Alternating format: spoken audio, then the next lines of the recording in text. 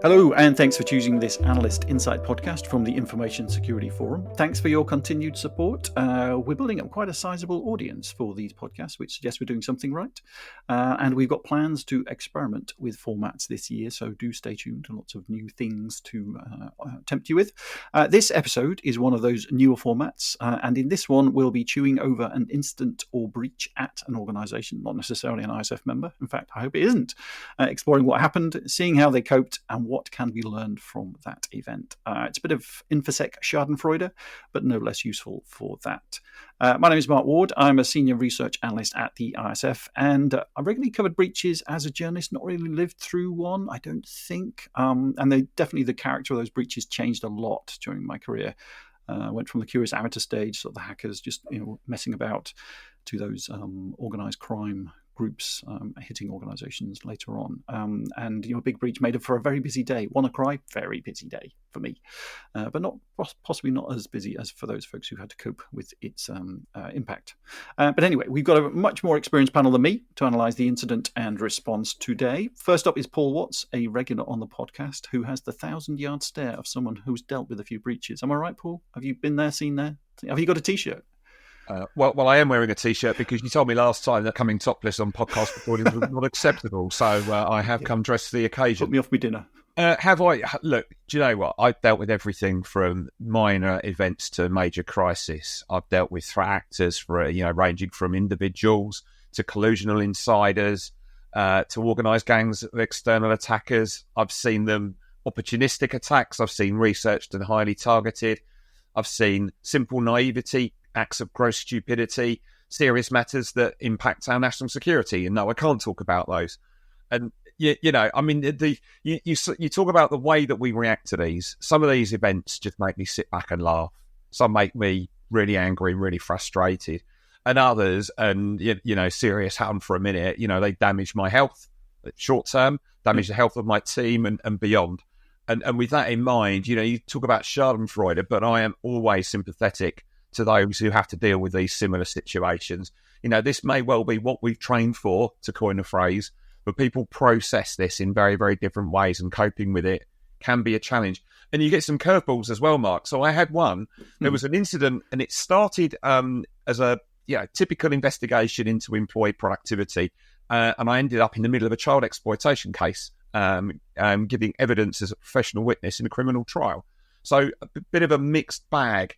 But as I'm sure we're going to talk about, if you put all of these incidents and breaches that I've dealt with side by side, there are common threads that you can pull on.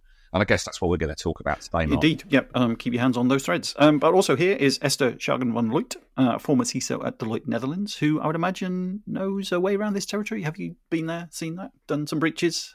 Yes. So right now I'm in principal with ISF, but indeed as a former CISO and also former cybersecurity consultant, I see my fair share of breaches, both from a responder and a supporting perspective. And I always find it's very interesting, cyber incident response. I really admire the resilience that it evokes in people that are dealing with such events. So from that perspective, I'm very much looking forward to today's conversation as well. Yeah, I think so. I mean, certainly the reason we're doing this podcast is because the British Library released a report into how they handled it and what happened. Yeah, and I think that's what comes through in there. They do mention the sort of effect on staff and morale and things like that. I do have to pull you up on something there, Mark, because you said to Esther, have you done some breaches? I'd like to think that Esther has been the one on the responding side of those, rather than, you're in disguise, Esther. Is it something about you we don't know? It was that phishing email I clicked on this morning. That'll be fine. Absolutely. Yeah. And she's got such a trusting face as well. Indeed. Definitely. And also, for the first time, we have Alex Jordan, Head of Security Tools and Methodologies at the ISF. Hello, Alex. Hi, Mark. Thanks very much for having me. Pleasure to be here. Podcast newbie, but suffice to say, I've been listening to plenty of them on my morning dog walks over the past year or so. So excited to try and get stuck into this a little bit and sort of figure out what went right, what didn't go so well. And we're going to talk about this a lot, but there's a lot to chew over. Yeah, it's quite a significant report and, very significant incident as well. But also, quite a lot of people seem to listen to the podcast while walking their dogs. I want pictures of these dogs. So if you're out there, lovely listeners, send us pictures of your dogs. We will share them. That would be awesome. I will start a WhatsApp group. I love WhatsApp groups of dog pictures. Absolutely. Who I haven't got a dog. I do have a dog, and I do listen to this podcast while walking him. Yeah, I don't have a dog, but I walk a dog for someone else. I do listen to the podcast while I'm walking him. Hello, Monty.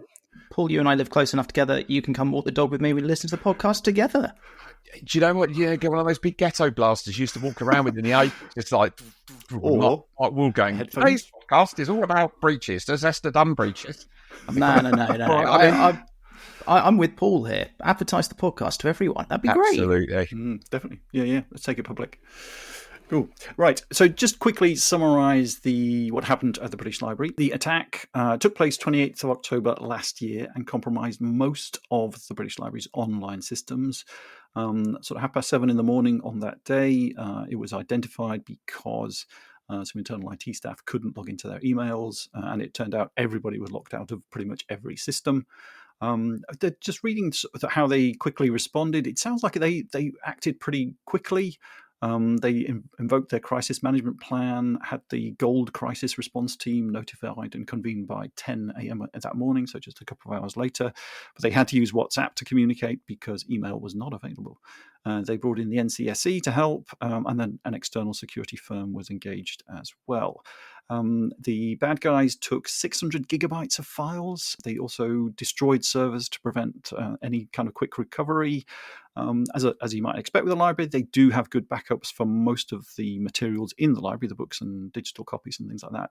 But the rest of it, maybe not quite so much. And certainly what emerges in that report is just how bit of a mess the internals of the British Library were. There's a lot of legacy systems there, and I think the report says that was one of what let them down. It was a terminal services server that looks like a brute force attack on a privileged account that came through that. There was no MFA on it, though it was noted as a risk recently, just before the event. And ironically, they had a plan in place that was due to roll out in 2024 to improve the security around those systems because they'd expanded greatly during the pandemic, as in many other organisations. So yeah, I mean that's a very quick overview, and we'll dig into some more of the details as we chat about this. But I don't know, Paul, Esther, Alex, it sounds like a pretty standard organisation, I guess. I mean, its estate was a bit old, but it was it's modernising. It had cloud services. I don't know, from the outside, as a not a professional, it looks pretty standard. But I don't know, were there any things that stood out for you guys? Not really. Pretty standard MO. I sound quite flippant when I say that, but all the traditional hallmarks of an attack were there and laid bare. From my perspective, I think yes, I would mostly agree with Paul on that. I think the only thing I would sort of maybe call out to your point of legacy systems and what have you, Mark, from what I gather from this, they do have a lot of very old systems that have been merged together from a lot of sort of acts of parliament and things like that, where there being sort of consolidation of different bodies together to form what is now the British Library.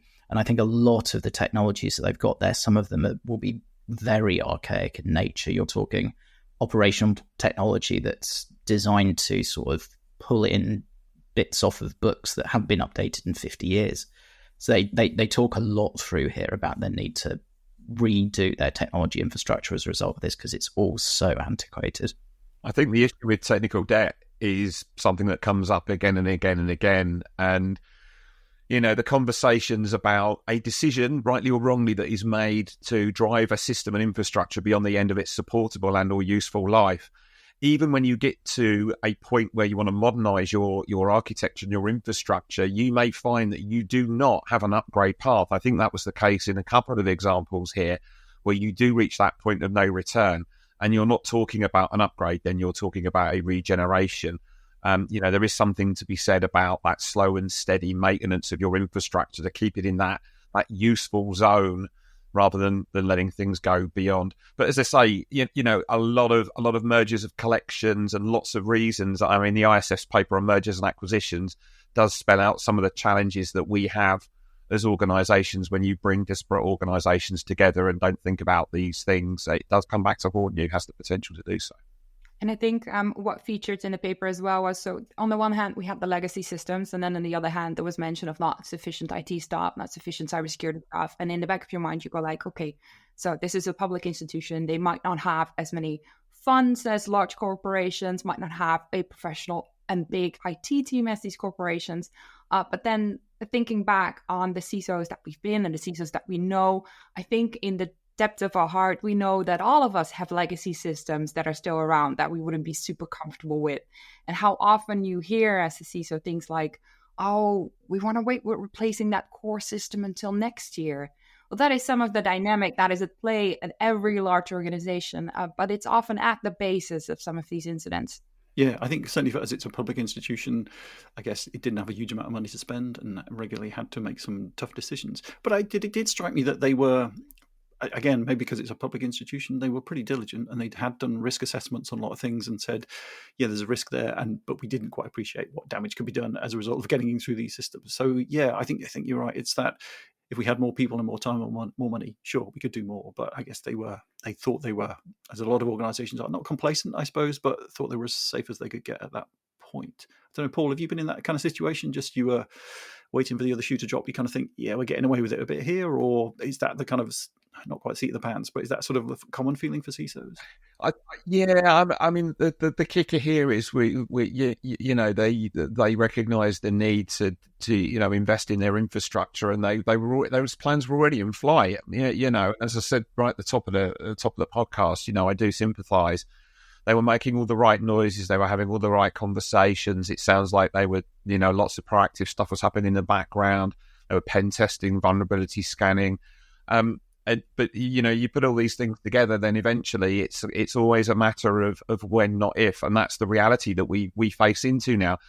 So it can sometimes be a gamble. What do I need to do, and in what order do I need to do it? You're right. The public sector is always very constrained in terms of what it can invest and when it can invest it. Sounds like they were having all those right conversations, and unfortunately, their luck ran out, which is real shame. I did wonder about that. I don't know, Alex, were they just unlucky? Because it struck me as why would the bad guys target someone like the British Library? They ain't got a lot of money, though they did ask for a ransom, which the library didn't pay. That's a really tricky one to answer. were they lucky? Were they unlucky? I agree with what Paul is saying in that they were making all the right noises. I mean, even to go back what Esther was saying about with the technology department there, they comment that they appreciated they were overstretched and they were actually beginning to address that in that process. So they knew that there were a degree of weakness, but they were making all the right noises. They were doing the right things. They were previously accredited to Cyber Essentials, and I think just because of the change in Cyber Essentials Plus, that accreditation lapsed. Honestly, in reading this, there is a little sense of there's another breach, but I do have a lot of sympathy in this situation because it's a public institution. They're not able to necessarily do all the things they want to do. It looks like they've tried to do their absolute darndest to sort this out, and yet someone still made it through. And you go and you look, they reckon potentially third-party compromise somewhere. It wasn't even necessarily them precisely. It was someone else, and they just got unlucky. So I think the standout thing with this is it's tricky. I don't think there was anything to indicate that this was a targeted attack. And, this is important. Conversations you have in the boardroom where they say, well, it's never going to happen to us. Look at us. Why are we important? A lot of these attacks start through opportunistic vectors, scanning, recent vulnerabilities or, working with IAB, initial access brokers, buying credentials, seeing what keys unlock what doors. And then taking a step further, we don't entirely know, the events leading up to the initial point of access, apart from the fact that credentials were involved and it was a single factor of authentication that gained initial access. The reconnaissance happened 3 days before the attack, all the traditional hallmarks. But they could have been unlucky from the point that it was an opportunistic attack. They stumbled across a vulnerable server and decided to see where the rabbit hole went, bought a cred, fished somebody, socially engineered somebody. It sounds like we will never know. The reality is, though, they're in and they know where it started and they know what happened next. The question is, do you learn from that? And if you look at the back of the report that they published, I find no fault in any of the lessons that they've cited. The thing I would say to kind of wrap all of them together is, a lot of it is just down to getting the basics right. If I had £1 for every time I've said, just get the basics right. There's no point in spending a fortune on swanky technology if you don't know where your crown jewels are and you haven't got a handle on identity and access management. and so on and so forth. So, yeah, I don't know, Esther, is that, I guess, if you have been dealing with breaches and things like that, and you say, yeah, we were unlucky, it's not going to get you very far, I guess, in your organization. I mean, I guess you have to try to be lucky as long as possible. Yeah, and I agree they were unlucky. I mean, it's like Paul said, you should never assume they aren't going to come for you because you're not important enough. I do think in this case, the report reads very clearly. It's a great report. It's highly structured, transparent, easy to read. It should honestly be a best practice to publish reports like this so we can all learn from breaches. But what stood out to me as well is there is a very factual tone. It's reporting on what has happened and what they've done, which is great. But what I missed a bit, considering that this was the British Library, and I saw that the Financial Times coined a phrase that says, the British Library cyber breach was an attack on the world's knowledge. I miss a little bit of the emotional and moral reflection on this attack, considering these are criminals based on the policy on public institutions in the UK. They weren't going to pay.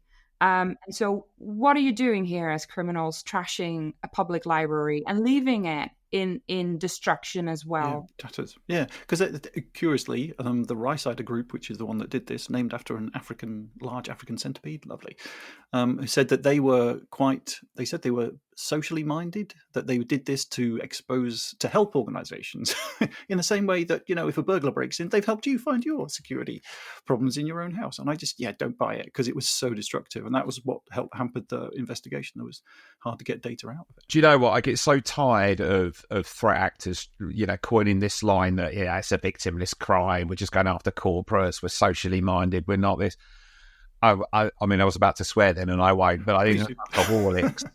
There is no such thing as a victimless crime in this context as well. The problem is that the consequences, the unintended and intended consequences, are much further reaching than the initial epicenter of an attack.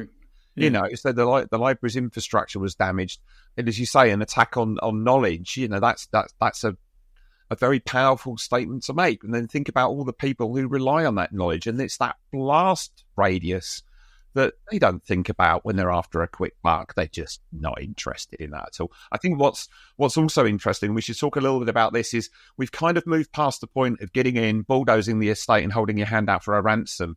Data theft and data exfiltration, and we talked about this a lot, Mark, in Threat Horizon 2024, that we would see ransomware almost evolve, and the data, became the asset again, and it was, used for extortion and, third party, that triple extortion, wasn't it? Yeah, sort of not just you, but the data, and then your customers' data as well. So it's, trying to get you all ways around. Scientific in the way they went after this data as well. So once they realised what they were looking at, it wasn't a trolley dash like you used to see in the old days. There, I call it that, where they would just grab everything and anything and exfil it out. Supermarket sweep. There was a little bit more science around this. They were looking for very specific assets of high value.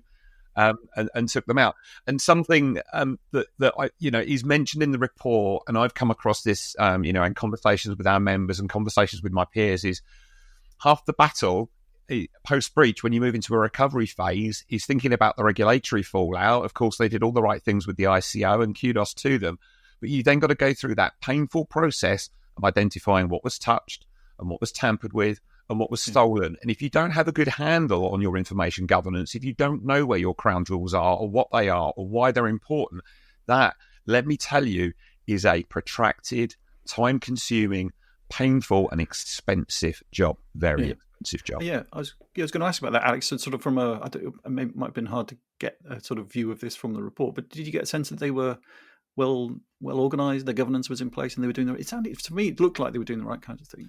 Yeah, I would definitely agree with that. I mean, just touching back on what Paul was talking about a little bit in terms of the forensics and looking at what data's gone, what's been touched, they're still doing that now. Yeah. It's somewhere in the report, I can't remember precisely, but it's somewhere in Q2 of this year they're looking to finish. Mid-April. Yeah. Right. So we're talking 4 to 6 months post-breach before they've even finished trawling through the 600 gigabytes worth of data that's been taken, just to figure out what's gone wrong.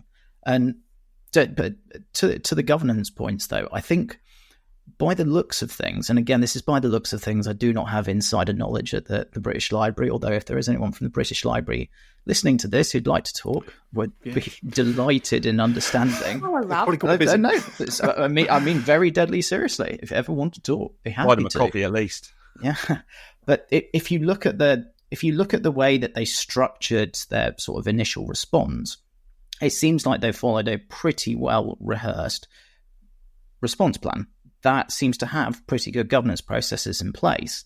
There is one thing in here which is pretty sort of, they call it out at the end of the report as well, which is they were very well prepared with the exception of we don't have a security team on retainer. So they had to green light a security team in, I think it was 4 hours, and they had to bite the bullet on that cost. They had to get that team in as soon as was physically possible. They didn't have the phone ready to pick up and ring to someone. So I think their internal governance was solid. But the reality is when you are going to a professional services firm at the last minute and asking them to drop whatever else they're on, that's a difficult conversation, and it's not an inexpensive conversation. It comes down to yes, it was a lesson learned. I was just kind of scanning back through. No, you're absolutely right. And actually, again, with the sympathy hat on, I often talk about, and Esther will relate, the challenges of security leaders, especially in very, very small teams where you have to be multi-purpose. You're kind of the Swiss Army knife. I noted in the report at T-3 days, the IT security manager, as they were labelled in the report, being called at 1:10 to say something suspicious is happening on the network.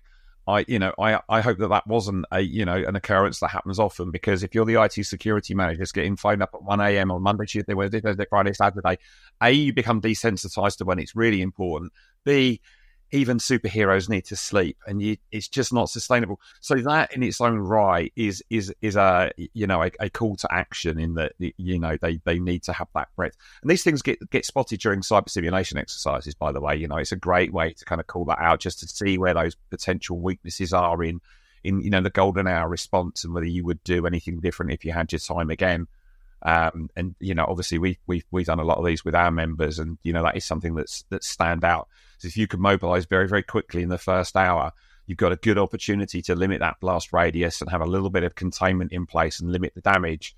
If you're spending hours and hours and hours trying to constitute a team, that's time, valuable time that you're potentially losing in an incident response. So.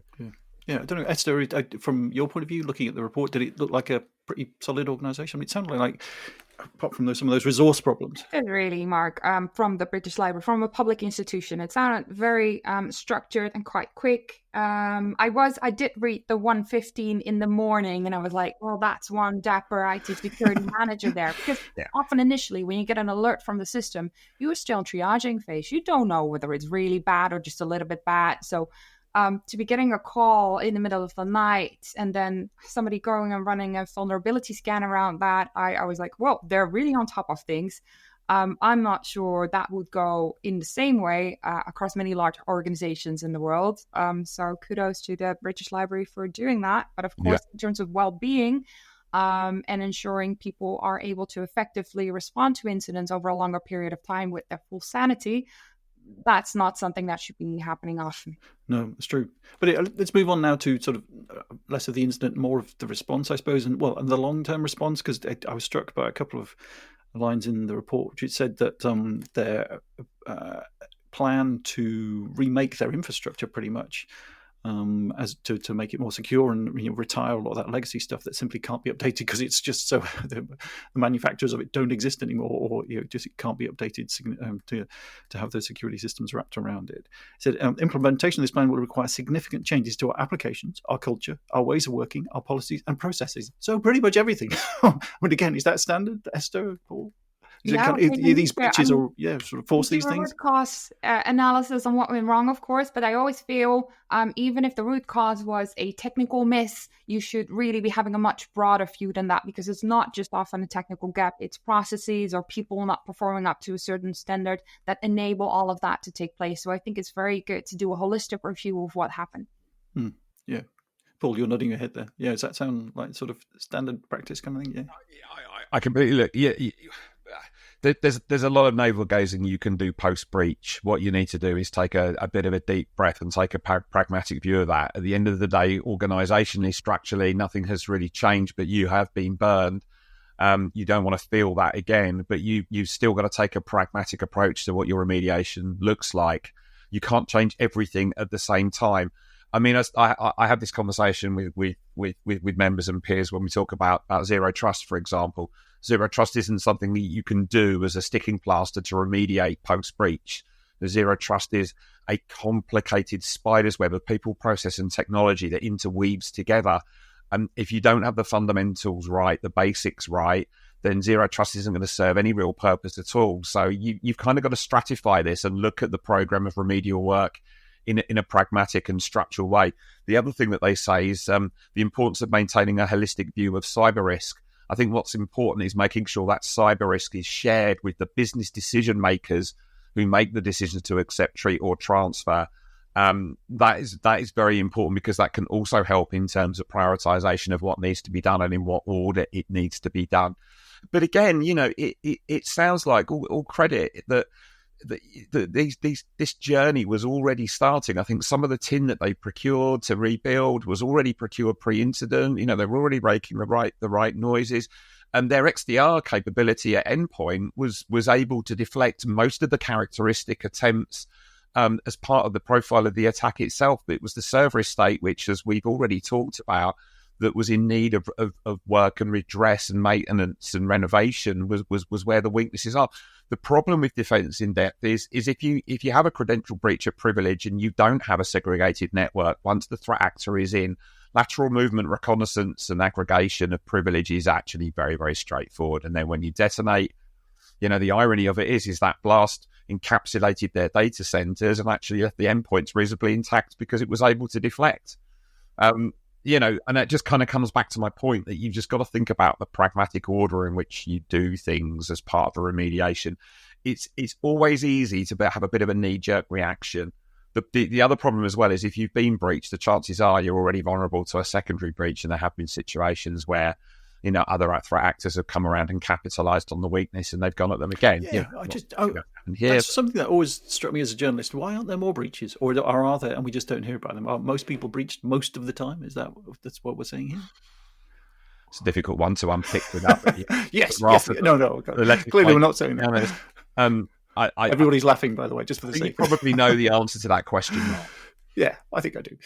Yeah, maybe it's a rhetorical question, but I think I'll tell you what did change as well.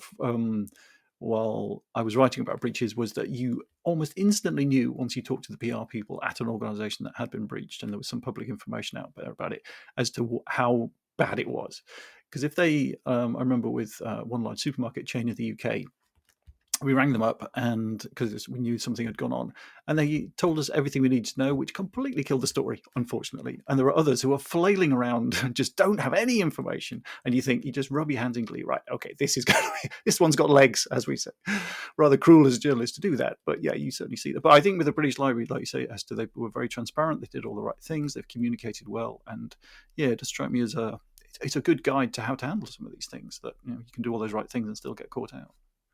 What stood out to me in terms of response, Mark, was there is a section in the report that talks about ransom payments, and then it says the library has not made any payment to criminal actors responsible for the attack nor engaged them in any way, reflecting that that's the UK's national policy for publicly funded institutions. And I did completely get the not paying.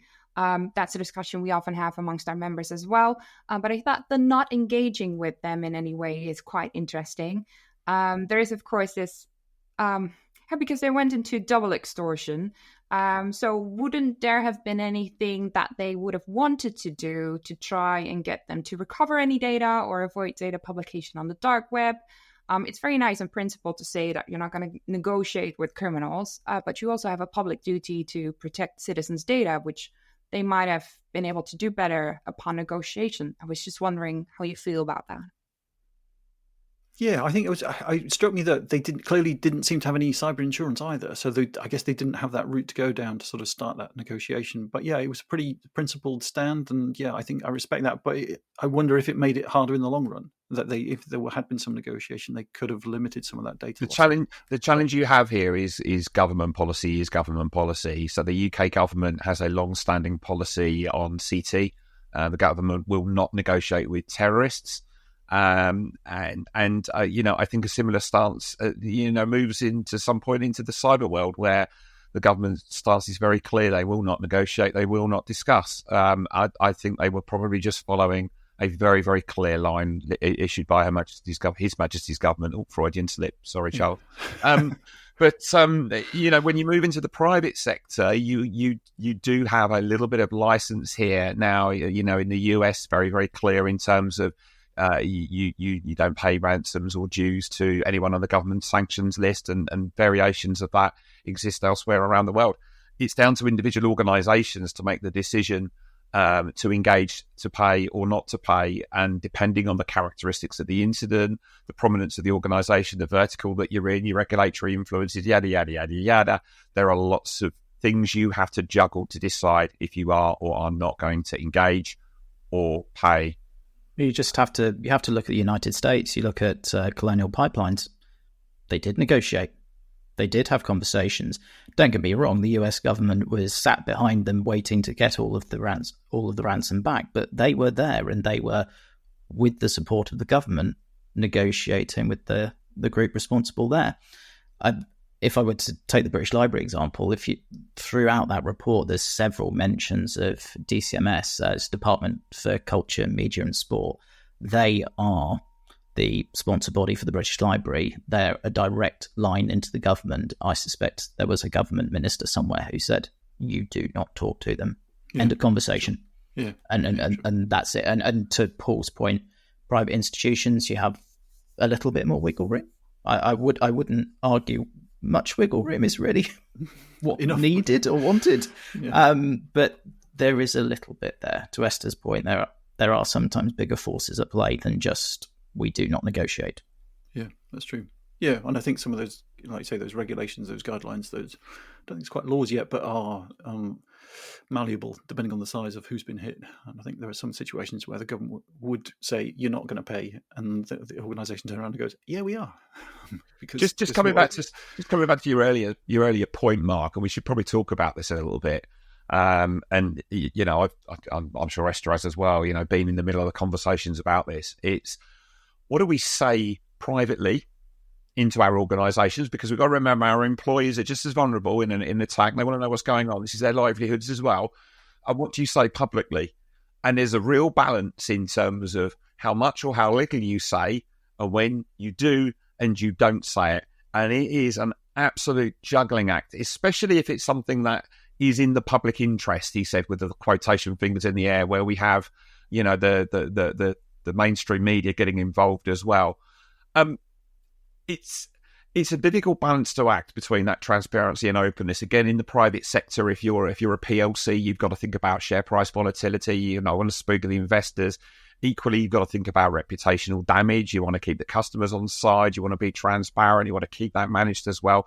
That's an absolute juggling act. I mean, how do we feel about the outward-facing engagement and communications in context of this incident? And does anyone have any different views on that? Yeah, well, it does mention staff morale, and just thinking about the British Library as an institution and sort of history. And I would imagine there's a lot of people there that have been there quite a long time and have an enormous commitment to that organisation.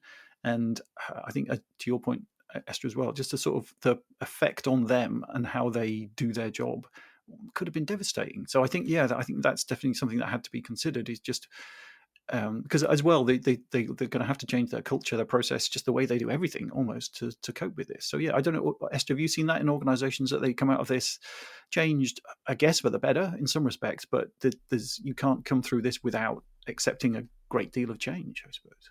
No, I agree. I think, and that goes for both breaches as well as doing things as red teaming testing. You don't red team test too often because it can be quite destructive for the morale of your team if things doesn't, if there are quite some findings. But same with the incidents. It always provides an incentive often in organizations to do additional investments, get more staff, and that can be a real support. the security team then can sometimes feel more seen and appreciated and well funded. So there's that side to it. But of course, a breach happening in the first place can be very destructive in terms of morale. And people feeling they've let the organization down, they've let their clients down, and living with that, especially if you've been in a place for 20 years and you feel you've given your life to that institution. Yeah, you feel like you've done everything right. Yeah, that's really true. So any closing thoughts sort of on that as a breach? I mean, it sounds like they did a lot of the right things, and I suppose that's the problem with a lot of information security. You do the right things, and occasionally you still do get caught out because the bad guys, they're well-funded, they're innovative, they're very well-motivated. So, yeah, I don't know, Paul, closing thoughts on it? It's a good test case, and there's a lot that can be learned from it, not just for the British Library, but more generally as well. I think they did a lot very well. They wore their heart on their sleeve in terms of talking openly about what they did and did not do, events leading up and events leading after. There's a line in the report, in the lessons learned, actually, which kind of sticks with me, that, they've survived this experience and they will be the stronger for it. And it says that changes in technology, policy and culture are necessary to secure the library for the future. So now they're thinking about this in the context of the library's strategic ambitions. No doubt it will be more digital than it was today. They now recognise the opportunity risk versus the impact of threat actors that can and will attack at every point and every time. But they recognise, and something I think Esther said earlier, that investment in people and process and technology are required to make the library resilient. They picked themselves up, they dusted themselves down, and they will carry on with that ringing in their ears. And again, as I said at the top, this is never a pleasant experience, regardless of the fact that this is what we're trained for. Every sympathy for the people who ran alongside this and tried to protect an institution that is very loved. I hope they're getting the help that they need, because I know you said, Paul, that often it's the immediate aftermath of when you think you've kind of got your handle on it, and you're maybe a few months into that process, and you're dealing with things, and things are changing. It's at that point you can suddenly feel, God, this is really draining, and the impact on morale is felt. But Alex, any closing thoughts? Just, is it a good example? I guess you read other breach reports. Did it? No, I don't read any of these ever. Right, Alex? Bedtime reading. That's it. Don't tell my other half; she won't like it. Blimey, how would I summarise this? British Library, I mean, particularly for listeners who aren't British, it's a bit of an institution here. I mean, the best way I can summarise it, I spent a long time in the British Library when I was doing my master's thesis for my information security degree, as it turns out. I spent a lot of time in their reading rooms, and it's a great institution. Yeah. It's fantastic. And I mean, pulling it all the way back to, I think it was Esther's comment right at the beginning, why do people target? I think it was opportunistic more than anything else. I think they have been very open. You can tell they've got a lot of people who know how to write at the British Library, because this report is probably one of the best that I've ever written. I think Esther said it earlier. It's factual. It is to the point. The only thing that I sort of stop and get a little concerned for the British Library on is, I was looking at this when we were sort of considering what we were going to be talking about, and I think it was Forbes was reporting that they are expending 40% of their contingency funds on this IT transformation program they're now undertaking in the next 2 years. That is a huge sum of money, especially for an institution like the British Library, which is non-commercial. Whilst all of the work that they are going to do is fantastic, there was a reason it was staggered out over almost 10 years. Their original plan was to go to 2030. So this will result in a more digital British Library. I think it will be a better British Library for what comes at the end of it, but it's not without compromise, and it's not without impacts on staff morale. And yeah, this is good comes out, but it's not been a fantastic experience for them. And I think they appreciate that. There are lots of comments here. They talk about staff. They talk about the impact it has on their goals. That's really important. And I like the transparency with which they're handling this. It's really important. Yeah, good stuff. Esther, any final thoughts? Well, you've given us a good summary already, but yeah. Yes, I was reflecting on the nature of the British Library.